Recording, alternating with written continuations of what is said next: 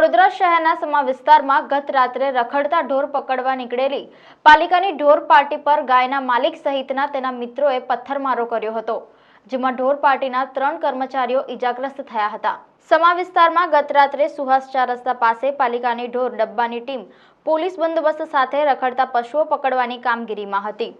તે સમયે 9 જેટલા પશુપાલકો જાણ કર્યા વગર કેમ ગાયો પકડવા આવો છો તેમ કહી કર્મચારીઓને અપશબ્દ બોલી ગાયને છોડાવી જઈ વાહનને પથ્થર વડે નુકસાન પહોંચાડ્યું હતું।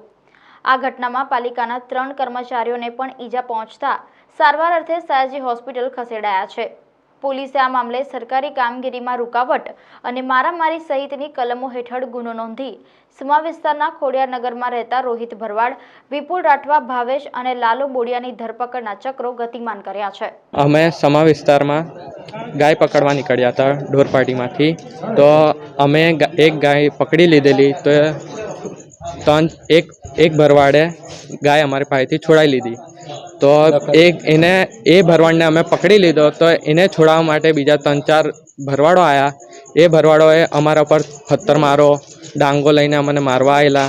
એ રીતે કરીને અમારા ઉપર હાથ ચાલાકી કરી છે। તો હવે અમે એ જ કહેવા માંગીએ છીએ કે હવે સખ્તથી સખ્ત કાર્યવાહી થવી જોઈએ।